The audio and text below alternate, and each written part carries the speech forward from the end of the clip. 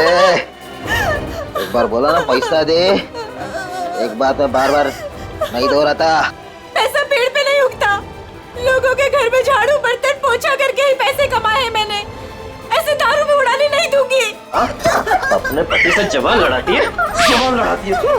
काकी, हाँ? अब आपके घुटनों में दर्द तो नहीं है ना? हाँ बेटा, तूने जो घुटनों के लिए दवा दिया था ना, उससे मेरा घुटना बिल्कुल ठीक हो गया। नमस्कार। नमस्कार, कैसे है? बस ठीक है। हाँ, बड़ी बड़ी बड़ी। ये नीता जी है, नमस्कार। ये नमस्ते। इस चौल में रहते हैं। हाँ, आइए। हमारे चावल के लोग ना बहुत अच्छे हैं, बहुत सपोर्ट करते हैं एक दूसरे को। हाँ, अपने पति से जवान लड़ाती है, जवान लड़ाती है। ये सुनील और रेखा का फिर से किचकिच शुरू हो गया लगता है। अरे अगर मेरे को दोबारा पैसा लेने से रोका ना, तो मुझसे बुरा कोई नहीं होएगा। तुझसे बुरा और हो भी कौन सकता है? कहा ना मैंने कि मैं पैसे नहीं दूंगी। जवान लड़ाती है, आज तेरे को सबक सिखा के रहेगा मैं। ए सुनील, खबरदार जो उस पे हाथ उठाया तो। देख सविताई, ये मेरा और मेरे बाइकों का पर्सनल मामला है, बीच में कुछ नहीं बोलने का। इसको तो मैं ये तुम्हारा अकेले का मामला नहीं है, सगा साहिल से मामला है। यहाँ हाँ, अगर दोबारा गिक्का को तुमने धमकी दी तो तुझे चाल के बाहर उठा के फेंक दूंगा मैं। हाँ, खबरदार, जो किसी ने मेरे मर्द को धमकी दी, वो जैसा भी है मेरा पति है और इसे कोई भला बुरा नहीं कह सकता। सुना तुमने? तुम्हारे इतने जुल्म बर्दाश्त करने के बावजूद भी ये अपना पत्नी धर्म निभा रही। क्या तुम एक पति होने का कर्तव्य पूरा कर पा रहे हो? देख, अगली बार ना तूने इस पे हाथ भी उठाया या उंगली भी उठाई ना, तो तेरे को मैं जेल में भिजवा दूंगी, समझा? गलती हो गई। गलती हो गई, चल जा अभी। माफी हमसे नहीं, अपनी पत्नी से मांगो। अरे बस जाने दो, चलो नहा लो, मुझे भी काम के लिए निकलना है। चलिए, अच्छा है, सुनील को अकल आ गई आज। सुनील को तो सबक मिल गया, लेकिन इन दोनों का झगड़ा देखकर ना मेरे को मेरे पुराने दिन याद आ गए। आपके पति भी? हाँ, बहुत शराब पीता था, हर वक्त नशे में रहता था, और जब नशे में नहीं रहता था ना, तो इसी तरह जबरदस्ती मेरे से पैसा मांगता था। और आप पैसे दे देती थी? हाँ, क्या करती? और जब मैंने पैसा देना बंद किया ना, तो मेरे सारे गहने, कपड़े, घर का सारा सामान, यहाँ तक कि घर का पूरा अनाज भी बेचना शुरू कर दिया। और फिर एक दिन यही शराब उनको मुझसे दूर ले गई और लीवर फेल हो गया। आई एम सॉरी, मुझे ये सब नहीं पता था। अब आपके पति के बाद आपके घर में कौन कौन है? मेरे 2 बच्चे थे, अनुज और कशिश। भगवान भी इतना निर्दयी है ना, एक एक्सीडेंट में मेरे 2 बच्चों को मुझसे छीन लिया।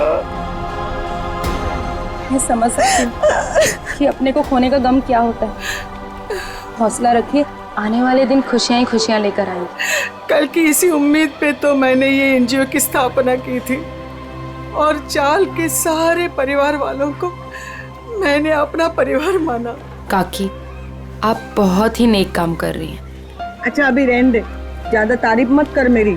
हाँ चल अंदर चल, मैं तेरे को ना गरम गरम चाय पिलाती हूँ। हाँ अरे नहीं काकी, मुझे ना लेट हो रहा है और आज ही मुझे कॉलेज भी जाना है अपने थीसिस का फॉर्म भरने।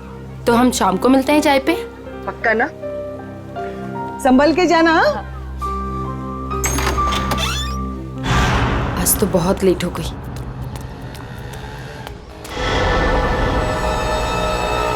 ये तो वही लड़का है, आज तो इस रोमियो को सबक सिखा कर आऊंगी।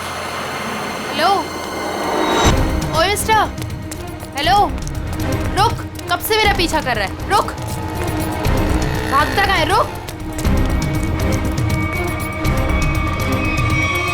भाग गया, पता नहीं कहाँ कहाँ से आ जाते हैं। पर सविताई, मुन्नी को स्कूल भेजकर क्या फायदा? बाद में उसे शादी करके चूल्हा चौका ही तो संभालना है। यही तो गलत मानसिकता है उर्मिला। शिक्षा ग्रहण करने के लिए जितना अधिकार लड़कों का है ना, उतना ही लड़कियों का भी है। आज हमारे देश में ज्यादातर परिवारों में महिलाएं उतना ही आर्थिक सहयोग देती है जितना कि पुरुष। क्यों नीता, मैंने ठीक कहा ना? बिल्कुल काकी। आज के जमाने में स्त्री का अस्तित्व उसके पिता या पति पे निर्भर नहीं करता, लड़की को भी पूरा अधिकार। कि वो अपनी पहचान बना सके और समाज के साथ कंधे से कंधा मिलाकर आगे बढ़ सके।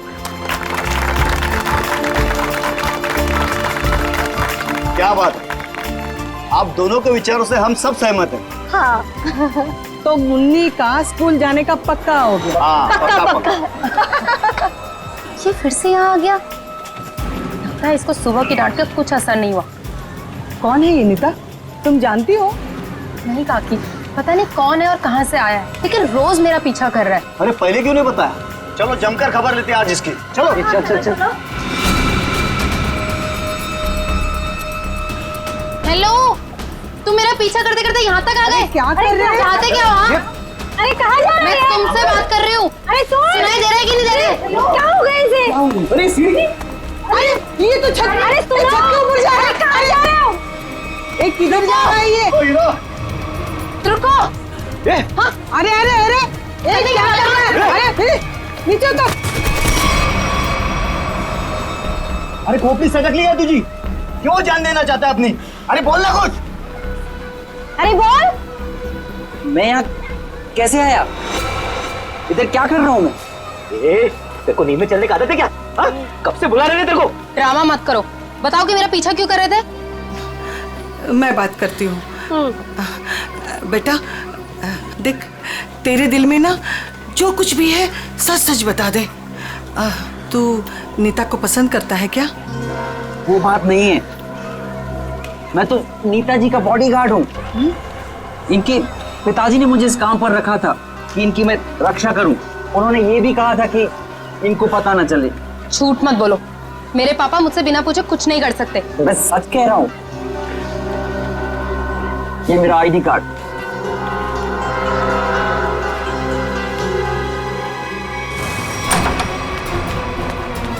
अरे नीता बिटिया, अरे अभी हम तुम्हारे बारे में ही बात कर रहे थे। नमस्ते अंकल। नमस्ते बेटा। क्या बात है बेटा, अंकल से नमस्ते और पापा से हेलो हाय कुछ भी नहीं? मैं आपसे बहुत नाराज हूँ। ऐसा मैंने क्या कर दिया? आप जानते हैं ना कि मैं मंगलावाड़ी चौल में अपनी रिसर्च कर रही हूँ।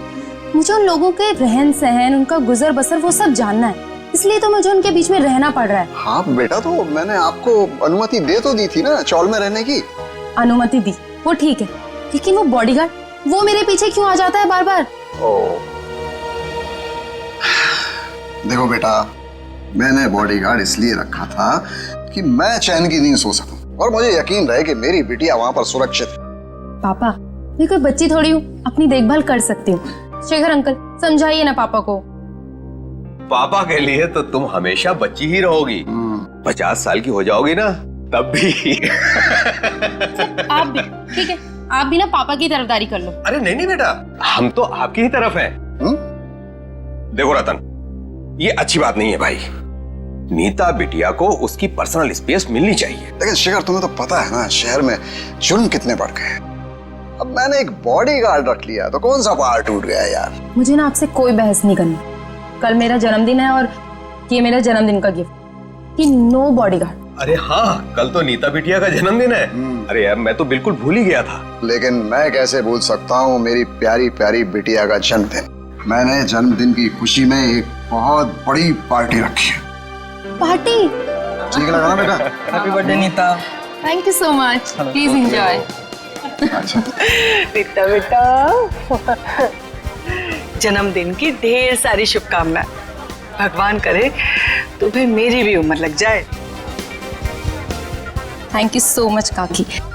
पापा, ये सविता काकी है, मैंने बताया था ना आपको इनके बारे में। हाँ, नमस्ते नमस्ते। हमारी बिटिया आपकी बहुत तारीफ करती।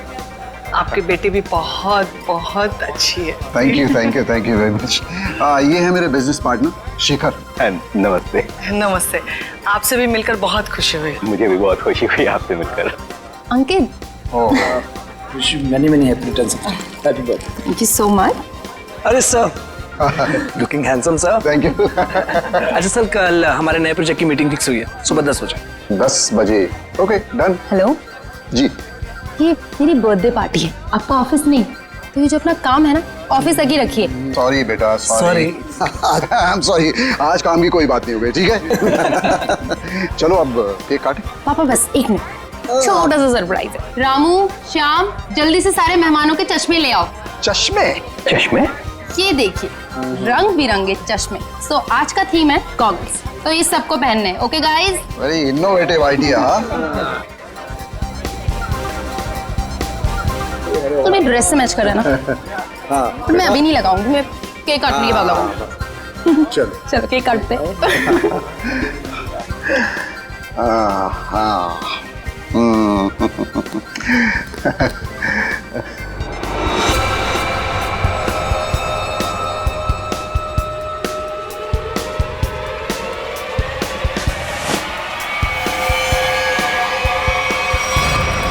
गन?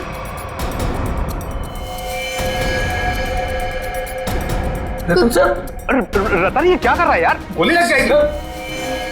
ये असली की नकली यार? Good bye Shekhar. Ratan, good bye रतन।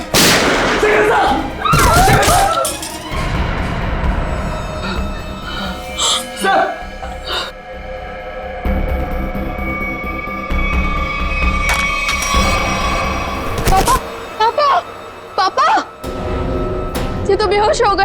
ये अच्छा है, गोली मार के बेहोशी की एक्टिंग कर रहे हैं। अरे कोई एम्बुलेंस बुलाओ, शेखर जी को गोली लगी है। और सीआईडी को भी फोन करना पड़ेगा। Hello CID?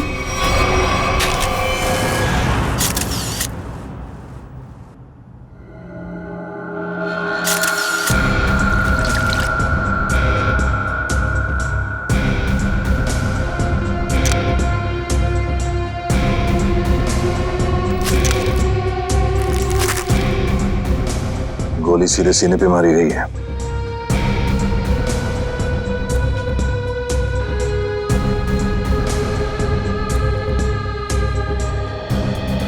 आप सबने देखा था रतन जी को गोली चलाते हुए शेखर जी पे? हाँ सर, हम तो हक्के बक्के रह गए ये देख के। इतनी अच्छी पार्टी चल रही थी, सब कितना एंजॉय कर रहे थे। पता नहीं अचानक रतन जी को क्या हो गया, उन्होंने गोली चला दी। जरूर मेरे पापा के खिलाफ किसी ने साजिश की। ऐसा कर ही नहीं सकते। रतन जी। सर। रतन जी को होश आ गया। बताओ इन्हें। ये उठिए, चलिए उठिए। शेखर को क्या हो गया? सर क्यों भारी हो रहा है? पहले खून कर दिया इनका, अभी सर दर्द का बहाना कर रहे हो? हाँ, ये नाटक बंद करो, हटाओ। उठिए। ये आप क्या कह रहे हैं? मैंने किसी का खून नहीं किया। नीता बेटा क्या कह रहे हैं ये लोग? मेरी समझ में नहीं आ रहा है बेटा। पापा, मुझे खुद समझ में नहीं आ रहा है कि ये सब हो क्या रहा है। समझ में आएगा, सबको बहुत जल्दी सबको समझ में आ जाएगा। निखिल, मयूर, घर की अच्छी तरह से तलाशी लो। यहाँ पे पार्टी में जितनी भी चीजें मौजूद है सबको उठा लो। जयंती सर, इस गन को फोरेंसिक लैब में भिजवा दो। रतन जी चलिए ब्यूरो चलते हैं। पापा ठीक तो है ना? पापा सर बैलिस्टिक्स रिपोर्ट आ गई। इसमें साफ साफ लिखा है कि शेखर को जो गोली लगी थी वो रतन जी के गन से चली थी, और उस गन पे जो उंगलियों के निशान मिले थे वो भी रतन जी के ही थे। कहिए रतन जी, क्या कहना है आपको इस बारे में? मेरे कुछ समझ में नहीं आ रहा सर। मेरा सर बहुत भारी हो रहा है। ऐसा लग रहा है जैसे किसी गहरी नींद से जागा हूं मैं। कोई डरावना सपना देखा है मैंने। हाँ, मगर क्या करे, शेखर जी की मौत तो कोई सपना नहीं है। सारे सबूत यही कह रहे हैं कि शेखर का खून तुमने किया है। मैंने कोई गोली नहीं चलाई सर। आप मुझ पर यकीन क्यों नहीं कर रहे सर? तो फिर वो गोली क्या अपने आप शेखर जी के शरीर में गई? कुछ याद नहीं आ रहा है मुझे।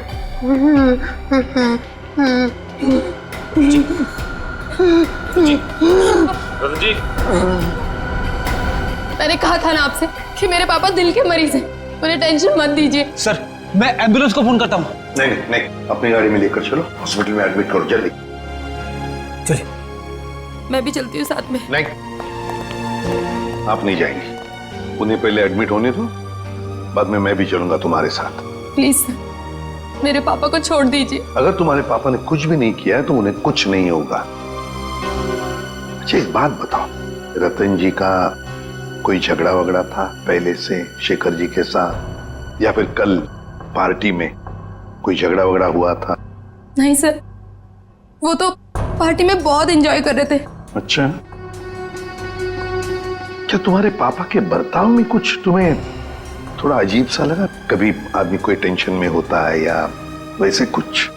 हाँ सर, कोई झगड़ा तो नहीं हुआ था, लेकिन उनका मूड थोड़ा सा चिड़चिड़ा था और वो शेखर अंकल को कुछ कह भी रहे थे, तुमने काम सही से नहीं किया। वो वापस आ गया। वो वापस आ गया? ये कौन? सर नाम तो नहीं लिया था। अच्छा, ये बातचीत कब हुई थी दोनों के बीच? कल हुई थी, एनजीओ से लौटने के बाद। एनजीओ? कौन सा एनजीओ है ये? मेरी बड़ी बहन सानिया की मौत के बाद पापा ने एक एनजीओ खोला था, जहाँ पे हम गरीब लोगों को रोटी, कपड़ा और रहने के लिए छत देते हैं। कहाँ है ये एनजीओ? नमस्कार साहेब, मी कपिल, यहाँ एनजीओ मॅनेजर आहे। आप ये बताएंगे कि इस एनजीओ में आप कब से काम कर रहे हैं? पहले दिन से, जब रतन जी ने सानिया मैडम की याद में इस एनजीओ की स्थापना की थी। फिर तो आप काफी करीब से जानते होंगे शेखर जी और रतन जी को। हाँ जी, एनजीओ में काम करने वाले सभी लोगों को अपना परिवार का सदस्य मानते थे। हमेशा आकर हमसे हमारे सुख दुख के बारे में पूछते थे और अपने सुख दुख बांटते भी थे। ये तो बहुत अच्छी बात है।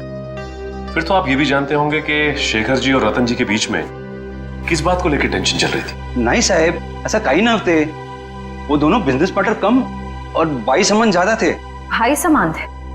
तो फिर रतन जी ने शेखर जी का खून क्यों कर दिया? जरा दिमाग पे जोर डालिए और सोच के बताइए कि शेखर जी और रतन जी के बीच में कुछ झगड़ा हुआ था या कुछ बहस हुई थी? ऐसा कई झाले नव्हते। लेकिन रतन जी की बेटी बता रही थी कि रतन जी और शेखर जी आपस में कुछ बातें कर रहे थे कि कोई आया है। कौन वापस आया है, कुछ पता है आपको? हाँ, वो ये दोनों यहाँ बात कर रहे थे इसके बारे में, जब मैंने उस अजीब घटना के बारे में बताया उन्हें। अजीब घटना?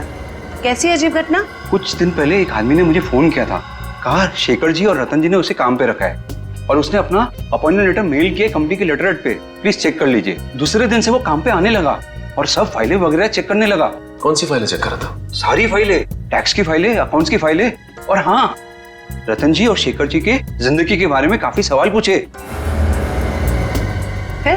फिर क्या, बस लंच ब्रेक में खाना खाने के बहाने बाहर चला गया और वापस ही नहीं आया। जब भी मैंने इस घटना के बारे में दोनों बॉसेस को बोला तो उन्होंने कहा कि हमने किसी को काम पे रखा ही नहीं है। इतनी मेहनत करके आया था पूछताछ करने के लिए, जरूर इस जुर्म में उसका हाथ है। शेखर जी ने रतन जी को कहा कि वो वापस आ गया है, तुमने अपना काम बरोबर किया नहीं है।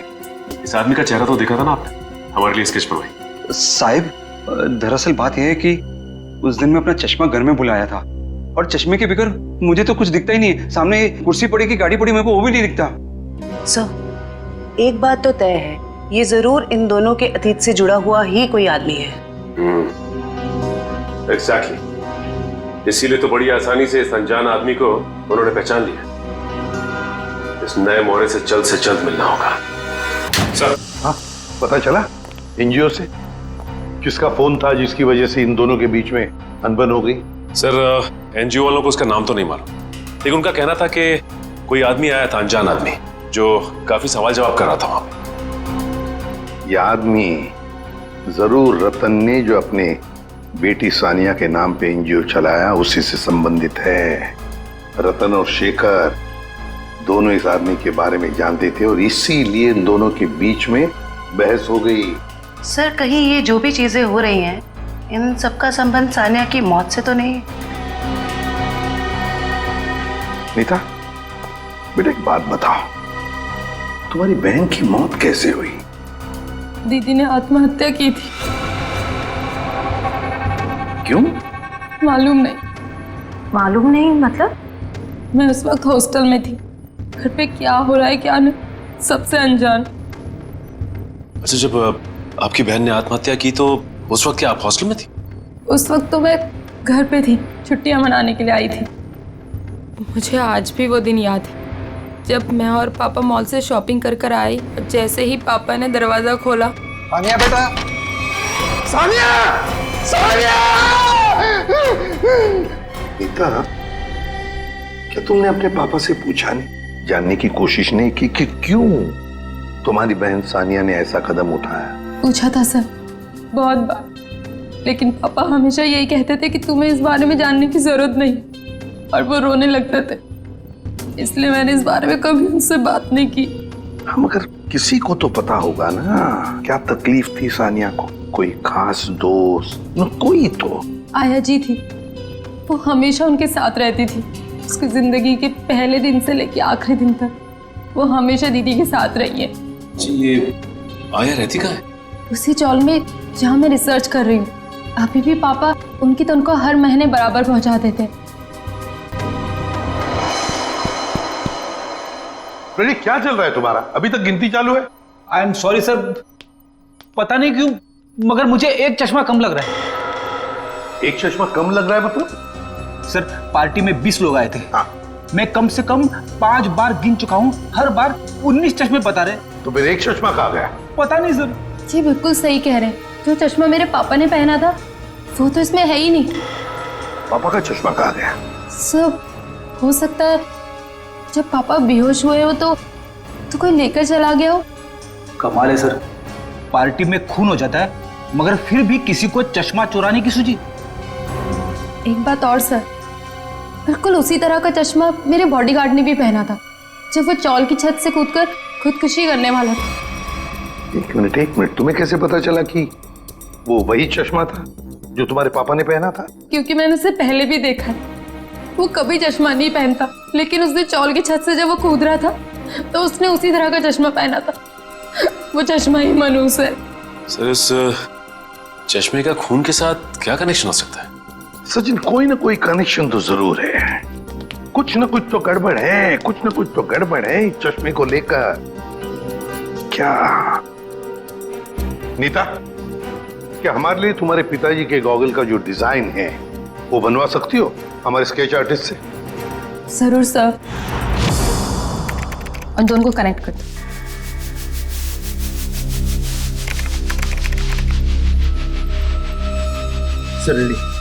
ठीक है, थैंक यू। कमाल का डिजाइन है ये इस चश्मे का। सर ये चश्मा तो कस्टम मेड लगता है, क्योंकि रेडीमेड चश्मों की डिजाइन ऐसी नहीं होती। हाँ श्रेया, ये ऑर्डर दे के डिजाइन देकर बनाया गया चश्मा है ये। पता लगाना पड़ेगा शहर में ऐसी कौन सी दुकानें हैं, कितनी दुकानें हैं जो इस तरह के चश्मे बनाती हैं। फिर सानिया की आया के बारे में भी पता लगाना पड़ेगा। हेमलता जी। कौन है? आप सानिया की आया थी ना? हाँ, पर आप लोग? देखिए हम सीआईडी से। सीआईडी? माफ करना माँ जी, हम लोग ने आपको परेशान किया। ठीक है बेटा, दिवस भर में आराम ही करती हूँ, पर आप लोग यहाँ कैसे? देखिए हिमलता जी, आप सानिया की आया रही बचपन से, है ना? और फिर सानिया ने आत्महत्या भी की, ये तो आप जानती ही हैं। हम ये जानना चाहते हैं कि क्यों सानिया ने क्यों आत्महत्या की।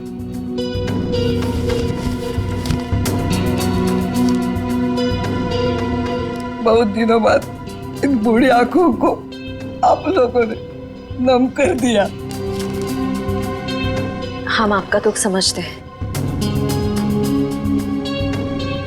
मैं हूँ जिम्मेदार, मैं हूँ। या तो रतन जी को मैंने मनाना चाहिए था उस रिश्ते के लिए, वरना सानिया को मजबूर करना चाहिए था वो लड़के को भूलने के लिए। लड़का? कौन लड़का? जिससे वो प्यार करती थी। प्यार करती थी? अच्छा, तो फिर हुआ क्या? वही अमीर गरीब लड़का गरीब था ना। एक दिन अचानक वो लड़का कहीं दूर चला गया। महीनों इंतजार करती रही सानिया, न खाती थी न पीती थी। वो अपने बंद कमरे में रोती रहती थी। वो लड़का कौन है, कहाँ रहता है, क्या उसका कोई टेलीफोन नंबर वगैरह है आपके पास? नहीं, सानिया ने कभी उसका नाम या पता नहीं बताया अभी। चल ठीक है, कोई बात नहीं। सॉरी, हमने आपको बहुत तकलीफ दी। आराम कीजिए। सर, सोच रही हूँ दया सर के लिए एक चश्मा ले लूं। दया का बर्थडे आने वाला है क्या? नहीं सर, वो हमेशा ना मुझसे उखड़े उखड़े रहते हैं, इसीलिए। अच्छा, गिफ्ट देके उनको खुश करना चाहती हो? नहीं सर, उन पे बहुत अच्छा लगेगा, इसलिए। बाद में देखते हैं। एक्सक्यूज मी, जी कहिए, किसके लिए चश्मा दिखाऊं?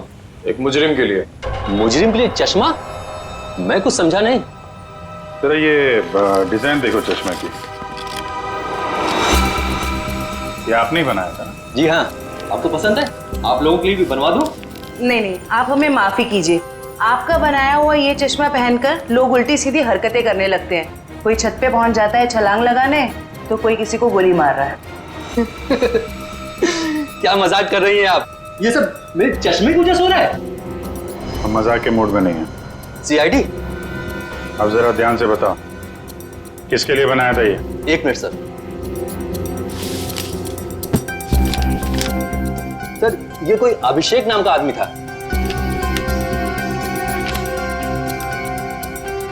क्या बात है सर, नाम भी है, एड्रेस भी और फोन नंबर भी है। कॉल करो जी।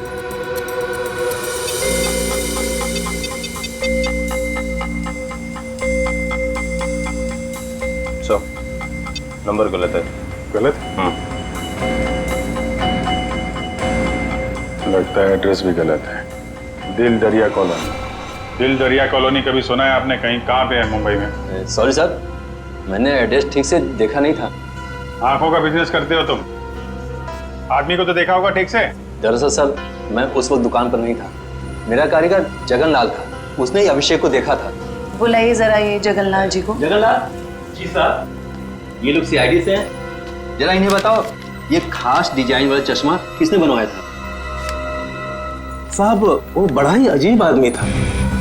बड़ी सी टोपी पहन रखी थी, आंखों पर काला चश्मा लगाया था, और ना जाने कितने दिनों से उसने दाढ़ी नहीं की थी। काफी लंबी दाढ़ी थी उसकी। ओह, नाम और एड्रेस की तरह हुलिया भी नकली।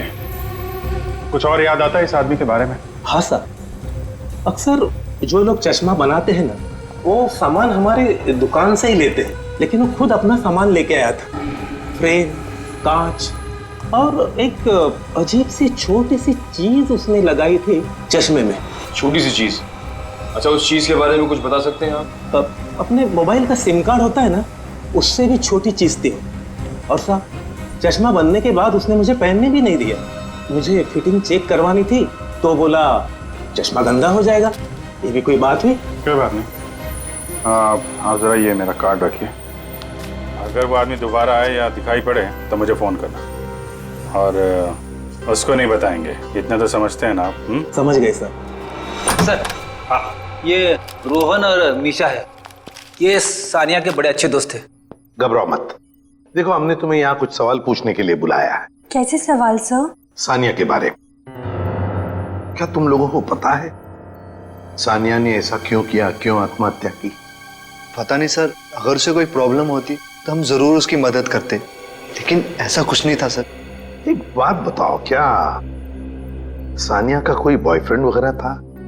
कोई लड़का था उसकी जिंदगी में? हाँ सर, एक लड़का तो था, मगर उसने कभी हमें उससे मिलवाया नहीं। क्यों? पता नहीं सर, वो बोली सब कुछ ठीक हो जाने के बाद सबको बताएगी। बहुत सीरियस थी उसको लेकर, शादी करना चाहती थी उससे। अच्छा, क्या नाम क्या था उस लड़के का? नहीं सर, उसके बारे में कुछ भी नहीं बताया था। पर हाँ सर, वो कॉलेज खत्म होने के बाद मंगलावाड़ी चौल जाती थी। एक दो बार तो मैंने खुद उसे वहाँ पे छोड़ा था। वहाँ पे एक लड़का बाइक पे हेलमेट पहने उसका इंतजार किया करता था। मंगलावाड़ी? चलो, थैंक यू वेरी मच, तुम दोनों जा सकते हो।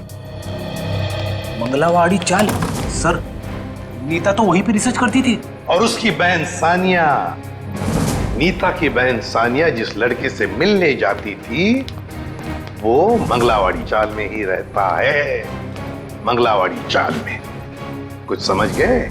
समझ गया सर।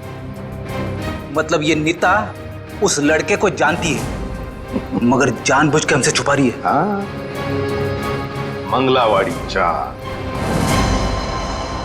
इस लड़की को देखिए, क्या आप में से कोई भी इसे जानता है, कभी देखा है?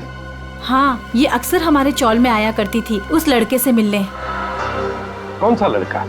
मनोज नाम था उसका, इसी चाल में रहता था वो। रहता था मतलब? अब नहीं रहता? वो दरअसल कुछ साल पहले उसे सजा हो गई थी। अब तक तो सजा पूरी भी हो गई होगी, पर वो वापस लौटा नहीं। क्या क्या किया था उसने? सर, पक्के से तो पता नहीं, पुलिस कह रही थी चोरी चकारी का इल्जाम है उस पर। मनोज, चल, thank you very much. Sir, जिस मनोज की आप बात कर रहे हैं उसका तो सर कोई भी पुलिस रिकॉर्ड नहीं है। सुमी जी, ये कैसे हो सकता है? जबकि मंगलावाड़ी चाल में रहने वाले लोगों ने हमें बताया कि 5 साल पहले मनोज को उसी चाल में से गिरफ्तार किया था। सर, सारी फाइलें आपके सामने रखी हुई हैं। 5 साल के सारे रिकॉर्ड आप देख चुके हैं, मगर कहीं भी इस नाम का कोई शख्स नहीं है। हो सकता है मनोज की फाइल गुम हो गई। ऐसा कैसे हो सकता है सर? क्यों नहीं हो सकता? तो फिर मनोज की फाइल मिल क्यों नहीं रही है? हो सकता है सर आपको कोई गलत इंफॉर्मेशन मिल गई हो, या फिर इस नाम का कोई शख्स हो ही ना, या फिर चौल वालों ने आपसे झूठ बोल दिया। होने को तो यह भी हो सकता है कि मनोज की फाइल यहां से जानबूझकर गायब की गई।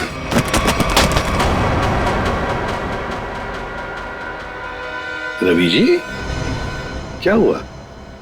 तबीयत बिगड़ गई क्या? ये अचानक पसीना क्यों आने लगा? अरे कांपने क्यों लगे तुम? और अचानक ये फाइल छूट कैसे गई तुम्हारे हाथ से? नहीं सर, ऐसी कोई बात नहीं है।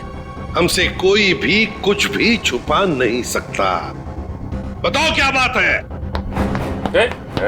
भागता किधर? लगता है सर ये बिना दवा खाए इसकी बीमारी ठीक होगी नहीं।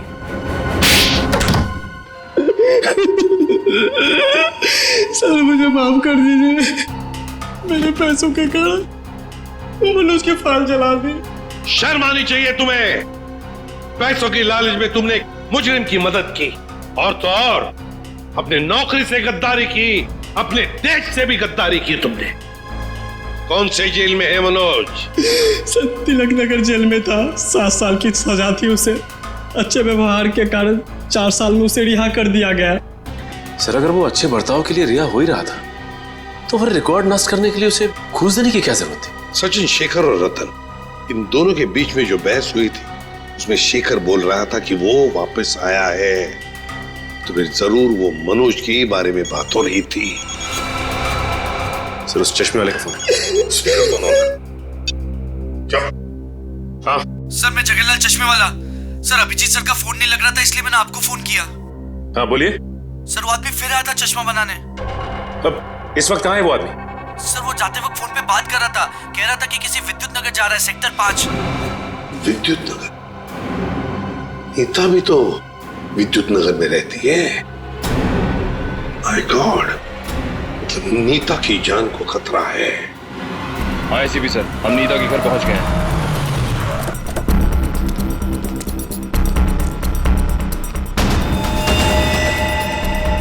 ओह नो, ये नीता छत पे क्या कर रही है? इसे रोकना होगा। नीता!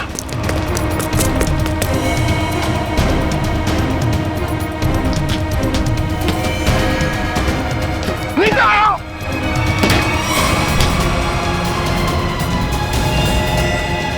तो हटो।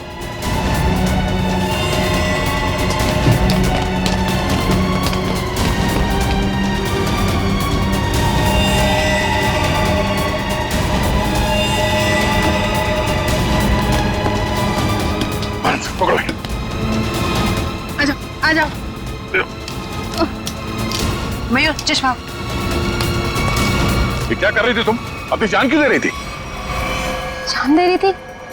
मैं क्यों अपनी जान दूंगी? तुम छत पे क्या करने आई थी? छत पे? मैं छत पे क्या कर रही हूँ? मुझे कुछ याद नहीं आ रहा। मैंने वो चश्मा पहना था और पता नहीं, मेरा सर दर्द हो रहा है। सर, इस केस में ये क्या हो रहा है? लोग अचानक खुदकुशी करने चले आते हैं। सारे हादसों में एक चीज कॉमन है, ये चश्मा।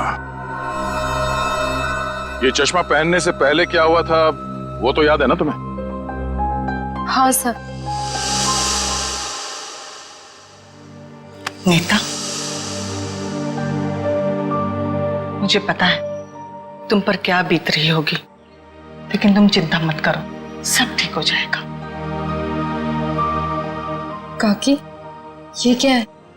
ऐसी हालत में मुझे ये गिफ्ट तुम्हें देते हुए बहुत अजीब लग रहा। गिफ्ट?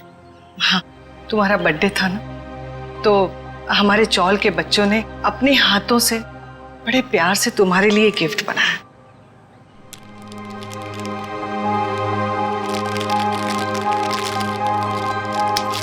चश्मा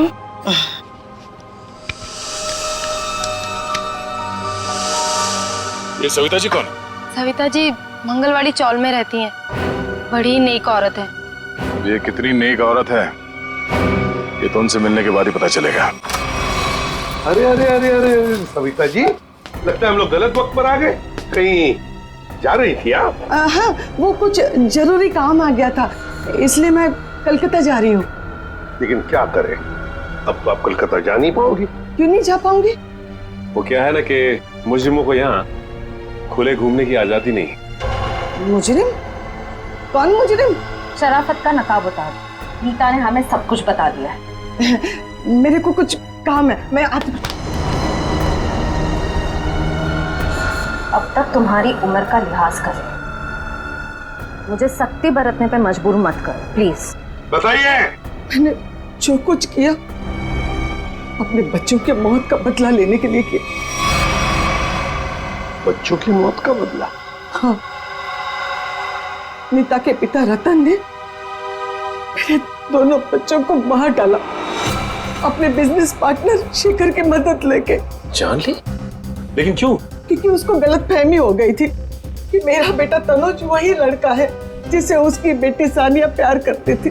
क्यों हुई ऐसी गलतफहमी? क्योंकि एक दिन तनुज सानिया को घर छोड़ने गया था तो रतन ने देख लिया और वो गलत समझ बैठा। फिर शेखर ने गुंडे भेजे इधर मेरे घर पे मेरे दोनों बच्चे तनुज और कशिश को मार डाला। मैं उस टाइम पे घर पे नहीं थी इसलिए जिंदा बच गए। पर नीता ने क्या बिगाड़ा था तुम्हारा? उसे क्यों सजा दी तुमने? क्योंकि रतन ने मुझसे मेरे बच्चे छीने साहब। उसको वही दर्द देना चाहती थी। मनोज कहाँ पर है? मनोज? कौन मनोज? वही मनोज जिसने तुम्हें बदला लेने में मदद की थी। साहब मेरे को नहीं मालूम। बताना तो पड़ेगा ही। ये जादू वाला चश्मा कहां से बनवाया? मनोज कहां पर है? आइए आइए जनाब, आप ही का तो इंतजार था। आइए। बड़े खुश नजर आ रहे हो, क्या बात क्या है? बात ही ऐसी बॉस, आज मैं आपको एक कमाल का जादू दिखाता हूँ। देख साउंड के, मेरे पास मजाक करने के लिए वक्त नहीं है, जल्दी बता। अरे यार 2 मिनट, हमेशा काम करते रहते हो, जरा जादू देखो प्लीज प्लीज। तारिका लेके आओ। एक देखो देखो देखो क्या होता है, देखो। ये लीजिए। Very good. सचिन यार तुम ये जरा चश्मा पहन लो। चश्मा? लेकिन मैं ही क्यों सर? अरे पहनो पहनो, मैं हेल्प करता हूँ तुम्हारी। ग्रेट। अब सचिन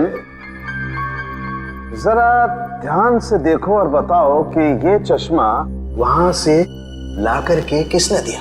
अरे सर कैसी बात करते हैं? तारिका ने। नहीं सचिन, गौर से देखो, ये चश्मा वहां से उठा करके तारिका नहीं श्रेया लेकर के आई। मैं? अरे सर कैसी बात कर रहे हैं आप? आपके सामने जो खड़ी है वो तारिका है और जो यहाँ खड़ी है वो श्रेया है। सचिन जरा गौर से देखो और फिर बताओ, तुम्हारे सामने जो खड़ी है वो तारिका नहीं है, वो श्रेया है। सचिन। हाँ सर, मेरे सामने जो खड़ी है वो श्रेया है।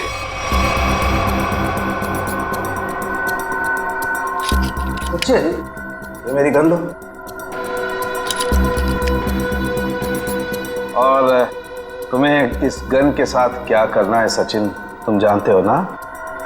हाँ सर, मुझे अच्छी तरह से मालूम है कि इस गन के साथ क्या करना है। सड़के कुछ नहीं होगा। सड़के ऐसी मजाक मत कर प्लीज बिलीव मी।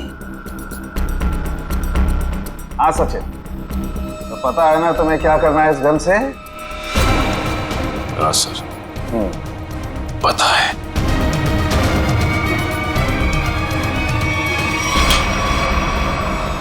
लाओ सचिन, ये गन मुझे दे दो। अब ये चश्मा भी तुम्हारा उतार देना है। बैठ जा बैठ जा। मुझे हो क्या रहा है? सर भारी हो रहा। सचिन, अभी अभी आपने मुझे मारने की कोशिश की, मुझ पर गोली भी चलाई। वो तो गन खाली थी इसलिए। ये तुम क्या कह रही हो? मैं तुम्हें मारने की कोशिश क्यों करूंगा? मैं तुम्हें गोली क्यों चलाऊंगा? रिलैक्स रिलैक्स, मैं बताता। बस ये बहुत ही स्पेशल चश्मा है। इस चश्मे में एक डिवाइस लगी हुई, एक ऐसा यंत्र जिसकी वजह से जो इंसान इस चश्मे को पहनता है वो सम्मोहित हो जाएगा, hypnotize। और ये नैनो डिवाइस है जो वॉइस रिकॉर्ड करता रहता है। तो जिस इंसान ने चश्मा पहना है उससे ये बताता रहता है कि उसे एग्जैक्टली करना क्या है। आपने जो मुझ पर गोली चलाई वो भी इसी डिवाइस की वजह से।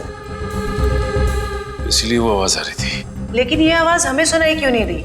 वो इसलिए क्योंकि वो आवाज बहुत ही ज्यादा धीमी है। बॉस, वो आवाज इतनी कम है कि बाजू में खड़ा इंसान भी वो आवाज सुन नहीं सकता है।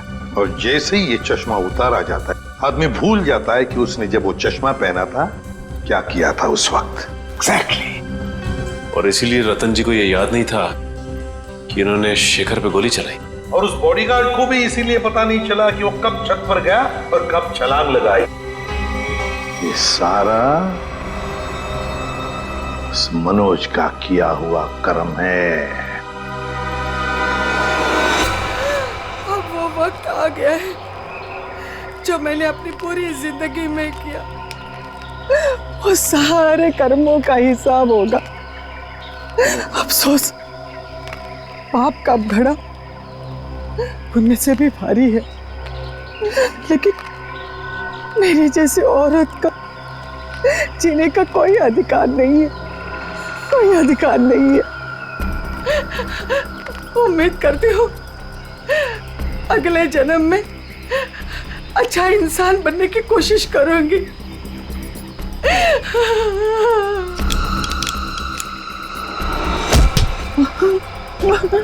ये क्या कर रही है? उतार चश्मा, उतार। मेरा बच्चा आ गया। तूने जहर पिया? आई, ये क्या किया तूने? मेरे को नहीं पता मैंने ऐसा क्यों किया। बेटा, मेरे को माफ कर दे, हमारे साथ इतना ही था। नहीं आई, आई नहीं, आई। जिस किसी ने भी तेरे साथ ऐसा किया है माँ, तेरी कसम उसे छोड़ूंगा नहीं मैं। अब पता चला किसी अपनों पर वो मौत का चश्मा लगाने के बाद कैसे लगता है। चलो अब तुम्हारे आंखों पे कानून का चश्मा चढ़ाते हैं। कहाँ भाग रहे हो? रुक, सचिन उधर से पीछे जाओ उसके।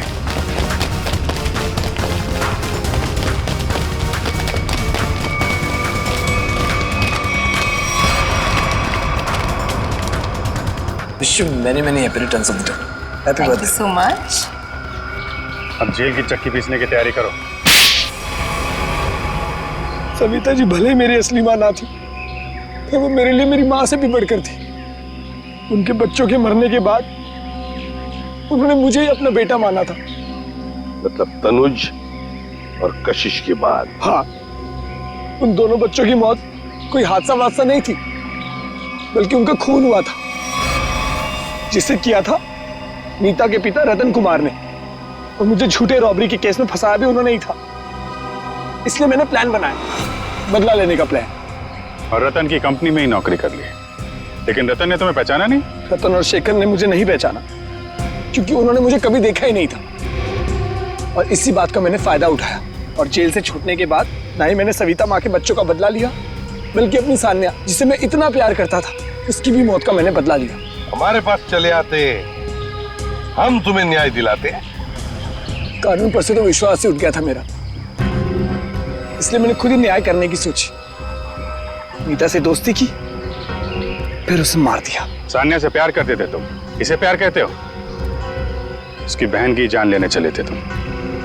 वो तो अच्छा हुआ हम लोग वक्त पे पहुंच गए, और उसे बचा लिया। क्या नीता जिंदा है? हाँ जिंदा है। बहुत कोशिश की ना तुमने उसे मारवाने की। उसके बॉडीगार्ड को भी वो चश्मा पहना दिया ताकि वो आत्महत्या कर ले, मगर नहीं, तुम्हारा प्लान वैसे ही फेल हो गया। हाँ, मगर रतन का प्लान फेल नहीं हुआ।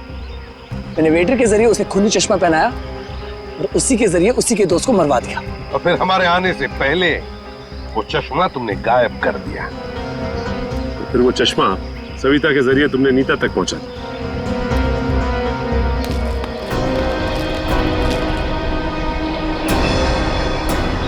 माँ, तू जिंदा? मैं जिंदा हूँ। मेरे को माफ कर दो मनोज बेटा। ये सब कुछ मुझे सीआईडी को बताना पड़ा।